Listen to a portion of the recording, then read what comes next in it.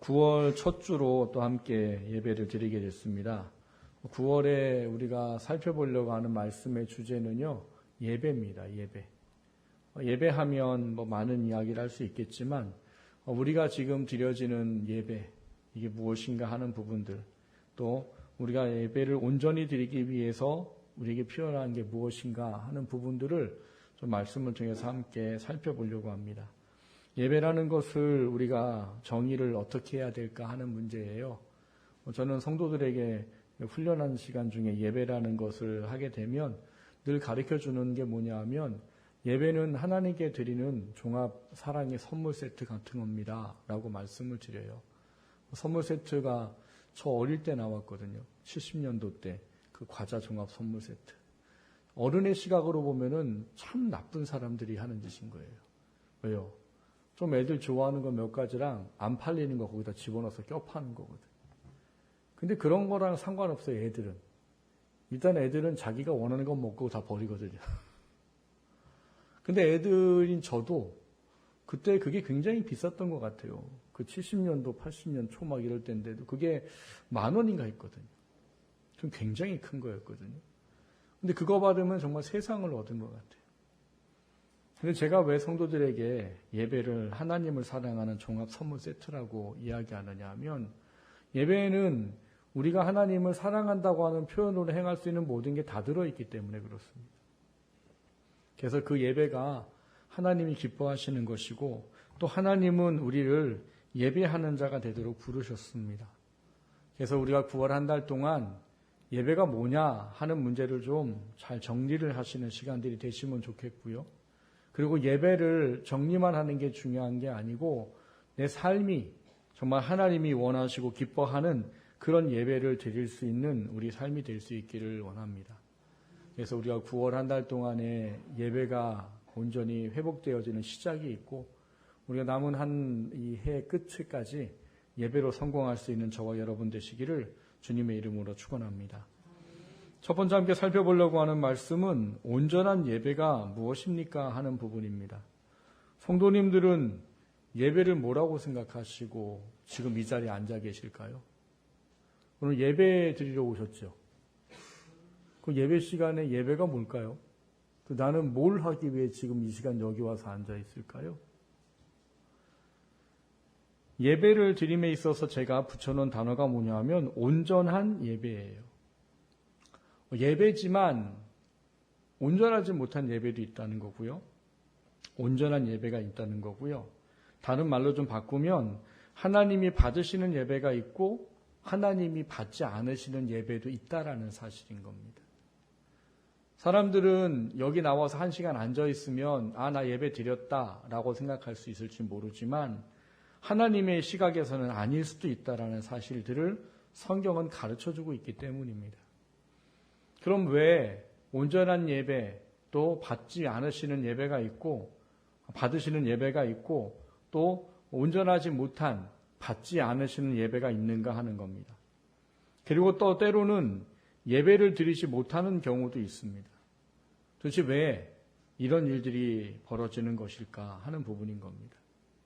여러분, 예배를 드리기 위해서 우리에게 먼저 가장 중요한 게 있어야 되는 건, 내가 지금 예배를 드리는 이 예배를 받으시는 대상에 대한 온전한 우리 안의 인정과 온전한 믿음이 있어야지만 그게 진정한 예배가 된다는 거예요. 오늘 우리가 읽은 본문에 있는 한 왕은 하나님을 예배하지 못하는 그런 왕입니다. 오늘 본문에 나와 있는 왕은 아하스 왕인데요. 이 아하스 왕이 다스리던 시기를 좀 정리를 좀 해보면, 북쪽 이스라엘 왕국은 21년이라는 기간 정도 되는 기간 동안 왕이 5번이나 바뀝니다. 근데 그 시기에 남쪽 유다는 68년 동안의 시간 동안 왕이 2번밖에 안 바뀌어요. 그리고 남쪽 유다의 왕은 한 혈통이에요. 유다 지파의 혈통. 근데 북쪽 이스라엘은 한 혈통이 아니에요. 신하가 왕을 배반해서 죽이고 자기가 왕이 되고, 또 신하가 왕을 죽이고 배반하고 왕이 하고, 모반의 역사가 북쪽 이스라엘에 있습니다. 근데 이러한 상황들을 주석자들이 뭐라고 이야기를 하는가 하면, 이 남쪽 유다는 그래도 그나마 하나님을 믿고 따르는 것이 있기 때문에 하나님께서 이런 은혜를 주셨다고 이해하는 것이고, 북쪽 이스라엘은 그럼 왜 그러느냐? 이들은 하나님을 인정하고 믿는 믿음이 없는 우상에 빠져 사는 그런 모습들 때문이다라고 그렇게 정리를 합니다. 이게 참 중요한 거예요. 왜냐하면 하나님은 하나님을 인정하고 하나님을 사랑하는 사람들에게 하나님의 사랑을 나타내는 것을 기뻐하시는 인격적인 분이기 때문에 그래요. 그래서 우리가 예배를 드린다는 게 굉장히 중요해야 되는 건 인격인 분이 그 예배를 받으실 수 있어야 되는 예배가 돼야 된다는 사실인 거예요. 늘 제가 예를 드리는 게 그런 거잖아요. 결혼 전에 연애하잖아요. 연애하는데 연애를 하는 그 만나는 데이트라는 목적은 뭐예요? 밥 먹으려고 모이세요 혹시? 데이트하는데 밥 먹으려고 모이세요? 밥 한 끼 먹고 잘 먹었어 잘 가 이래요? 이러지 않잖아요. 데이트하는 목적은 뭐예요? 서로가 서로에게 인격적으로 깊은 교제를 하고 사랑을 교감하고 서로를 더 인정하는 그게 데이트란 말이에요. 근데 나를 잘못 잡아대잖아요. 월드컵 하는 날로 나를 잡았네. 딱 들어가자마자 남자가 어디를 앉아요? TV를 바라보면서 앉아요. 여자는 TV 등지게 하고. 그리고 이제 대화를 시작하죠. 대화를 어떻게 해요? 이제 한 주간 뭐 했어요? 그랬더니 잘 지냈어. 뭐라고? 이러면 데이트가 되죠? 그리고 그 1시간 지나고 나면 여자들이 그러죠. 오늘 참 행복했다고. 이래요? 안 만나요? 잘못하면 깨집니다. 여러분 예배가 그와 똑같다고 생각하셔야 됩니다.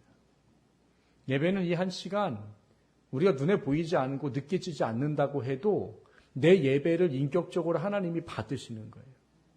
그렇기 때문에 그 인격적인 하나님이 내가 인지가 되어지고 그분을 만나는 그 시간이 내게 온전히 교제가 되어야 된단 말인 거예요. 근데 그러려면 뭐가 필요하는가 하면 하나님이라는 분에 대한 온전한 깨달음과 그분이 누구시는 아는 암과 그분에 대한 우리가 인정하는 인정함이 있어야 이 예배를 온전하게 드릴 수 있다는 사실이에요. 앞서 말씀을 드렸듯이 남쪽 왕국은 그래도 그나마 그게 유지가 되어졌어요. 근근이라고 하더라도 유지가 됩니다. 근데 북쪽 이스라엘은 아예 그게 없었단 말이에요. 하나님은 온데간데 없고 늘 우상이 북쪽 이스라엘을 점령해버렸다는 것이죠. 근데 문제는 이 남쪽 유다의 판도를 뒤바꿔버린 사람이 나와요. 그게 누구냐? 오늘 본문에 나와 있는 남쪽 유다의 11의 왕인 아하스입니다. 이 사람이 어떤 사람일까요?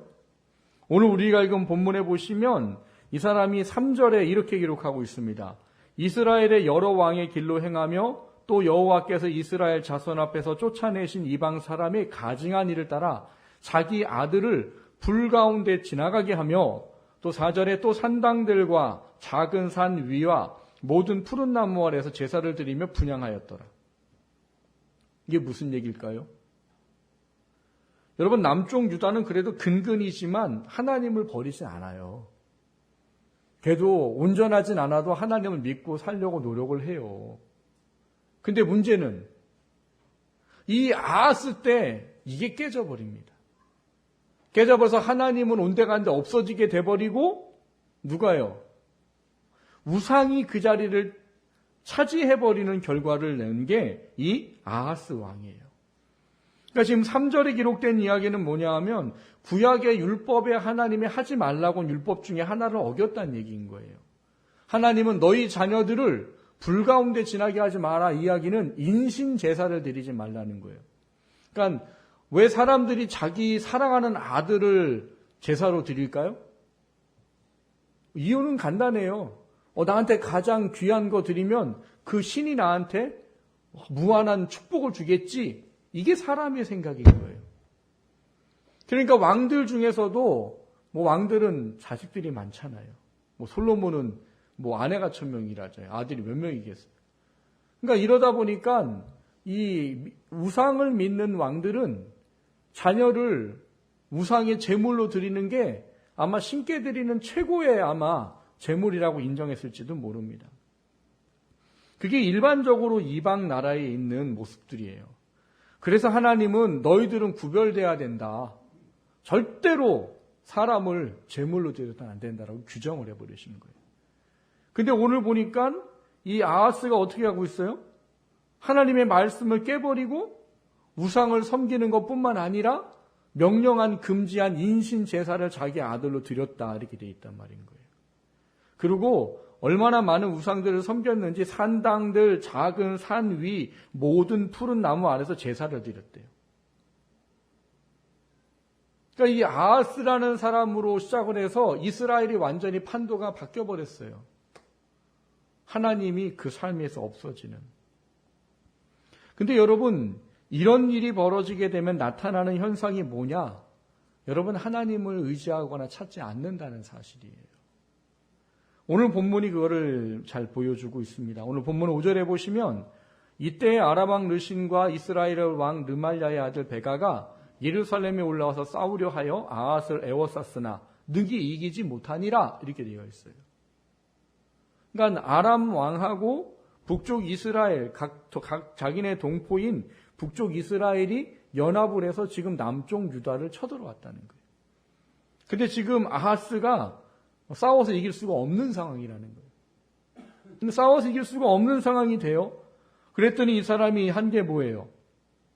이 사람이 7절에 보면 아하스가 아수르 왕 디글랏 빌레셀에게 사자를 보내 이르되 나는 왕의 신복이요 왕의 아들이라 이제 아람 왕과 이스라엘 왕이 나를 친히 청하건대 올라와 그 손에서 나를 구원하소서 이렇게 말해요.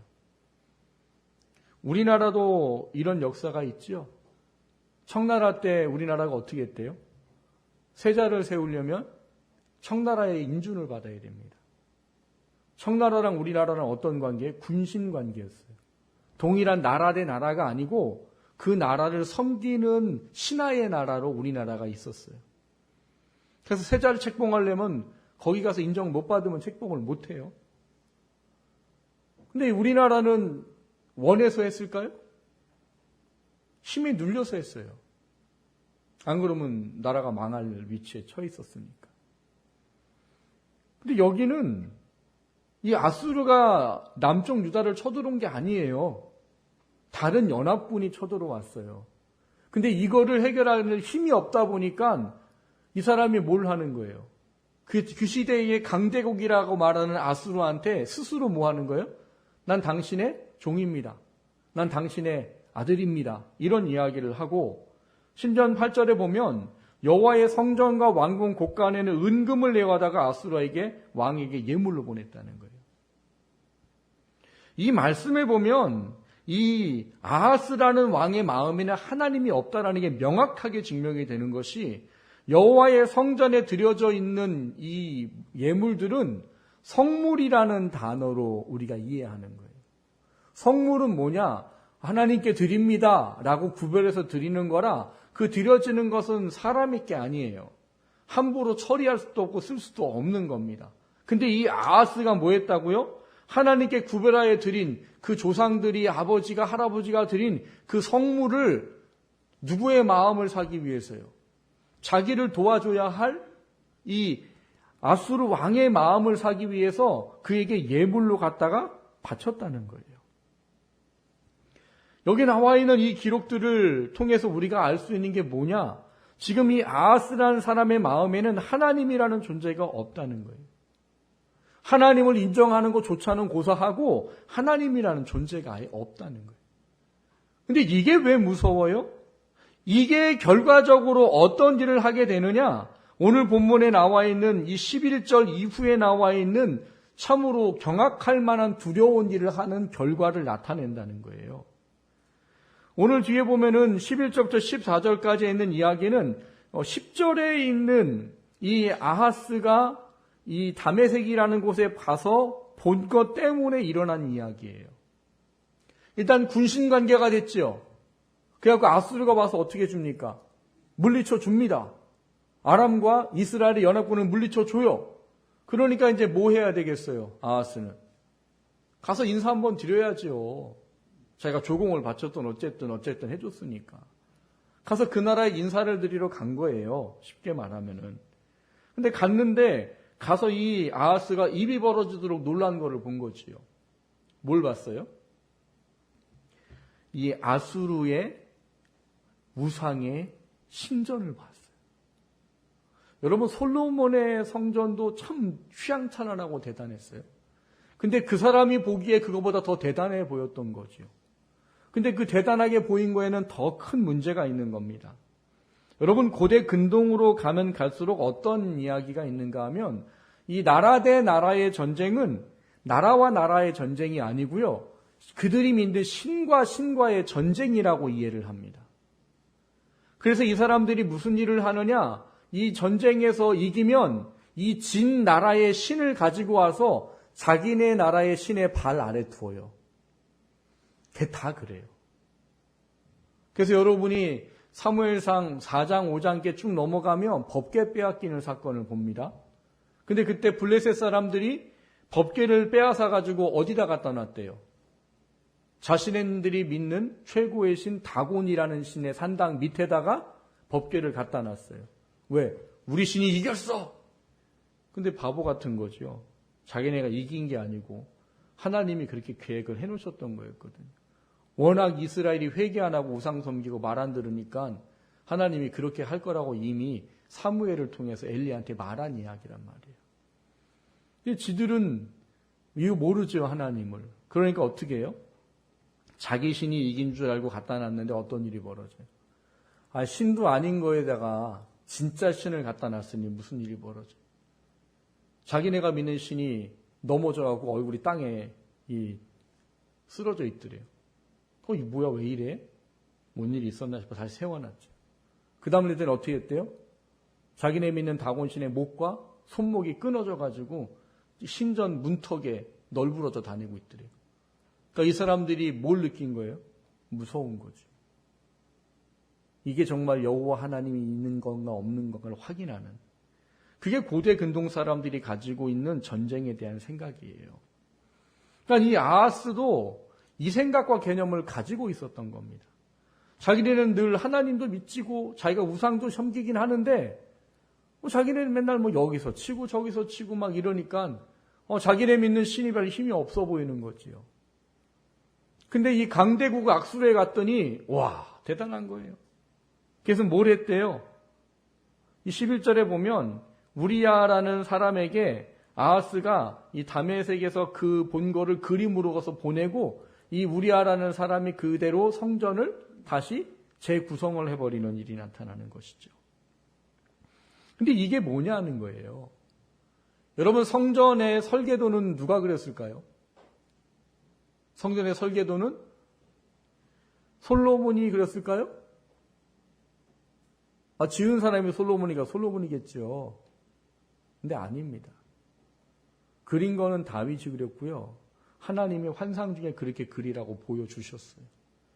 그러니까 다윗은 하나님 보여준 것 그대로를 그려서 아들에게 준 거고 아들이 그거 그대로로 만든 거예요. 그러니까 성전에 놓아지는 기명의 위치라든지 모든 크기라든지 모든 게 하나님의 특별한 뜻과 계획 속에 그거를 철저하게 다 하나님께서 제작을 하셔서 준 거란 말이에요. 근데 오늘 본문에 보면 무슨 얘기하는가 하면 14절에 여호와 앞, 곧 성전 앞에 둔 놋제단을 새 제단과 여호와의 성전 사이에서 옮겨다가 그 제단 북쪽에 그것을 두니라. 북쪽이 뭘까요? 이 사람들 우리나라랑 비슷한 게 많습니다. 여러분, 북쪽이 좋아요? 남쪽이 좋아요? 네. 북향으로 휩쓰는 사람? 거의 없어요. 저희 교회가 북향이에요. 얼마나 힘든지 모르시죠? 여러분, 눈 치우지 않으니까. 눈이 오면 눈이 안 나. 저는 눈 오면은요, 머리가 아파요. 좀 나와서 좀 치워주세요. 눈이 안 녹아서 빙판이 됩니다. 다른 데는 다 녹아도요, 저희 교회는 이 교회 그늘 때문에 눈이 녹지 않아요. 그러니까 여기 북쪽에 뒀다는 말을 그냥 신랄하게 얘기해 드릴게요. 하나님께서 만들어 놓으시고 해놓은 놋제단을 북쪽에다 쳐박아 버렸다, 이 얘기예요. 누가 만들고 누가 하신 거를요? 하나님이. 그러니까 이 아하스라는 사람 마음에는 하나님이라는 존재 자체는 존재하지 않았던 거예요. 그러니까 이 사람이 하나님이 마음이 없으니까 하는 일이 뭡니까? 11절에 나와 있는 우리야가 모든 것을 만들어 놓고 12절에 보면 다메섹에서 돌아와 가지고 그 제단에서 제사를 드렸다는 거예요. 자, 그럼 물어볼게요. 이 아하스가 성전에서 지금 제사를 드렸어요. 누구한테 드렸을까요? 하나님한테 드렸을까요? 아니면 아수르의 신에게 드렸을까요? 그렇죠. 왜? 하나님의 노제단은 이미 갖다 처박아 놨거든요. 하나님이 말씀하신 건 처박아 놨으니 누구한테 드렸겠어요?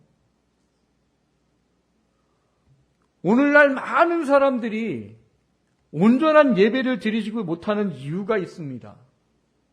그 이유가 이 아하스와 똑같다는 사실이에요. 우리 마음의 전부여야 되고, 우리 마음의 가장 우선이 돼야 되고, 내가 가장 사랑해야 되는 대상이신 그 하나님이 내 마음에 온전히 없는 거예요. 내 마음에 하나님보다 더 앞서는 게 있고, 더 염려가 되는 게 있고, 더 좋은 게 있고, 더 필요한 게 있어요. 그러다 보니까 하나님 앞에 드려져야 될 온전한 예배가 우리 안에 없는 경우가 많다는 거예요. 제가 죄송한 얘기지만 아까 드렸어요. 여기 나와서 예배 드린다고 다 예배가 하나님께 받아져요? 죄송하지만 아닙니다. 뭘 내가 나와서 1시간 예배 드렸는데 무슨. 당연히 받지. 아까 말씀드렸지요. 하나님을 인정하는 심령이 없이, 하나님을 향하는 온전한 집중이 없이 우리가 예배를 드리고 있다면 그 예배는 받아지는 예배가 아니란 말이에요. 나와 있는 것만으로도 뭐 대단하고 감사한지는 몰라요. 목사는 감사해요. 딴 데 가 있자고 여기 나와 있는 것만으로도 목사는 감사해요. 근데 예배는 저한테 드리는 게 아니잖아요. 예배는 하나님께 드리는 거잖아요. 그러면 그분이 받으시는 것이 명확하게 있단 말인 거예요. 그게 오늘 이 아하스를 통해서 우리가 깨달아야 될 중요한 하나님의 뜻인 거예요. 여러분, 이 시간 여기 나와 있는 게 때로는 힘들고 피곤하고 어렵습니다. 이 시간이 하나님께 온전한 예배가 되기 위해서는 하나님이 우리에게 필요로 하고 계신 것이 있다는 사실들을 돌아봄이 우리에게 중요하다는 것을 아셔야 됩니다. 사랑하는 성도 여러분, 우리 예배가 아하스처럼 하나님보다 더 중요하게 여기는 것과 아니면 내 심령이 하나님께 온전히 집중하지 못하도록 하는 것이 나를 헤집어 놓지 않도록 하나님께 집중할 수 있는 우리가 되기를 주님의 이름으로 축원합니다. 그리고 그걸 통해서 하나님께서 받으시는 예배가 우리 가운데 있어지게 되기를 주님의 이름으로 축원합니다. 두 번째로 드리고자 하는 것은 그럼 온전한 예배를 우리가 드리기 위해서 뭐가 필요합니까 하는 부분이에요. 하나님 중심의 예배로 회복돼야 합니다 하는 겁니다. 여러분, 예배라는 것은 하나님을 온전히 인정할 때 드려지는 것이라고 말씀을 드렸습니다. 근데 이 온전하게 드려지는 예배가 드려지기 위해서는 내가 마음속에 하나님이 들어와 계셔야 되고 하나님이 중심이 되어야 되는 것이죠. 그러기 위해서 우리에게 필요한 것들을 좀 돌아보려고 합니다. 여러분, 하나님께서는 이스라엘 백성에게 바벨론이라는 나라에 70년이라는 기간 동안을 그들을 포로로 넘겨주셨습니다. 그건 하나님이 예레미야 선지자를 통해서 예언하신 거예요. 그렇게 하겠다고. 왜 그렇게 하겠다고? 회개하라고 해도 돌이키라고 해도 안 돌아키니까 이제 극단적인 처방이에요. 그래서 하나님이 그들로 하여금 하나님이라는 분이 누군지를 명확히 알도록 하기 위해서 70년 동안 바벨론 포로가 되게 하시는 거예요. 여러분, 성경에 보면 하나님이 이스라엘 백성 저주할 때 있고요. 엄청난 벌을 주실 때도 있고요. 징계를 할 때도 있고요. 여러 가지 막 어려움을 주실 때가 있어요. 근데 그거를 우리가 잘 알아야 되는 건 우리는 그거를 늘 생각할 때 아이고 맞을 짓 했으니까 맞네. 그거 봐. 저렇게 하니까 하나님께서 저 벌을 주시고 징계를 하시지. 아유 우리는 징계받지 말아야 되니까 잘 살아야지. 이런 생각을 할 때가 많습니다. 근데 하나님이 택한 자녀들을 어려움 가운데 놔두시거나 어려움을 허락할 때는 목적은 단 하나예요. 뭐냐? 그 어려움을 통해서 하나님께 돌아와 회개하고 하나님의 사람이 되라는 거예요. 바벨론 포로 70년 기간 왜 했을까요? 하도 회개 안 하니까 그걸 통해서 하나님을 다시 찾는 백성이 되도록 만들기 위한 거예요. 그걸 어떻게 할 수 있느냐?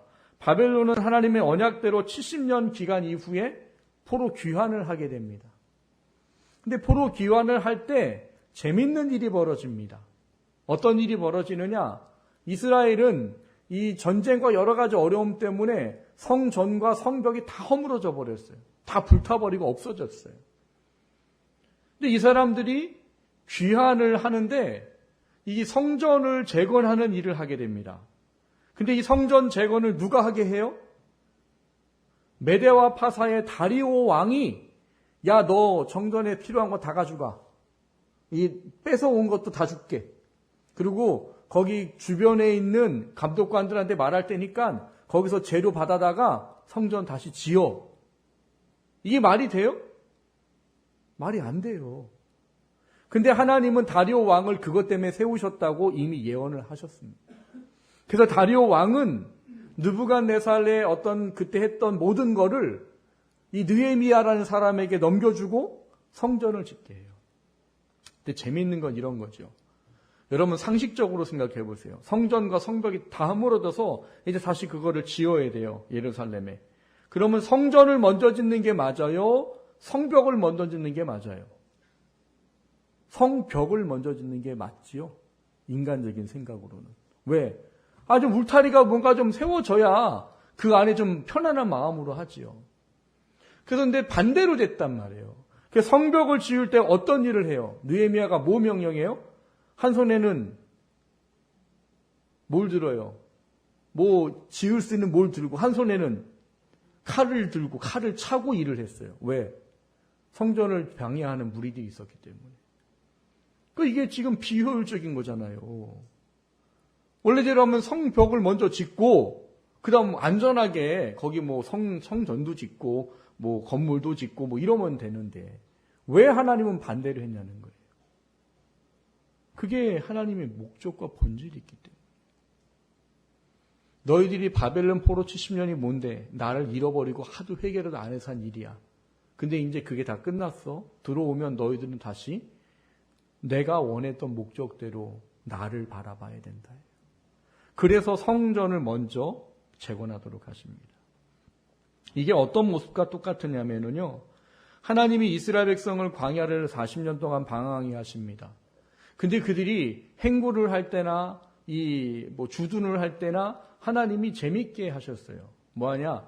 가운데 성막을 두고 세 지파 이렇게 해서 그렇게 갑니다. 왜 그렇게 할까요? 모든 지파들이 늘 성막을 보고 하나님을 보라는 거예요. 그 성막을 다 만들어 줬을 때 어떤 일이 생겨요? 영광의 구름이 거기에 임했죠. 그래서 그들은 늘 성막을 봐야 돼요. 왜? 성막에서 구름이 뜨면 가는 거예요. 계속 구름이 뜨면 계속 가는 거예요. 근데 성막에 구름이 내려앉으면 주둔하는 거예요. 그게 한 달이 되면 한 달 동안 주둔하는 거예요. 1년이면 1년 동안 주둔하는 거예요. 그러다가 성전 안에서 또 구름이 뜨면 가는 거예요. 그러니까 이거를 만약에 저 앞에 성막 두면 밑에 뒤에 있는 사람 보여요, 안 보여요? 안 보여요. 그래서 늘 하나님이라는 존재를 보고 늘 그 존재를 인식하도록 하기 위해서 성막을 그렇게 이 진영을 만들어 놓으셨던. 포로 후의 성전도 그겁니다. 하나님이 70년의 포로를 삼은 것도 하나님을 알도록 하기 위한 것이었기 때문에 성전을 재건하는 것이 가장 우선이 될 수밖에 없는 거예요. 너희들의 마음속에 내가 누군지를 명확히 알라고 해주신 이야기였던 거예요. 이 하나님의 중심의 예배 해우게 우리에게 가장 중요한 것으로 이해될 것은 결국 무엇입니까 하면 하나님의 말씀 안으로 돌아오라는 것입니다.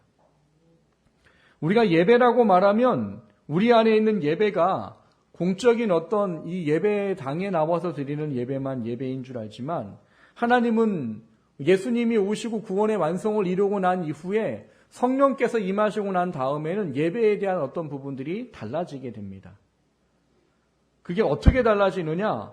이제는 이 안식일이라고 말했던 이 그날만 하나님께 예배하는 게 아니라 삶의 우리 모든 영역이 하나님께서 받으시는 예배가 되도록 하라는 거예요.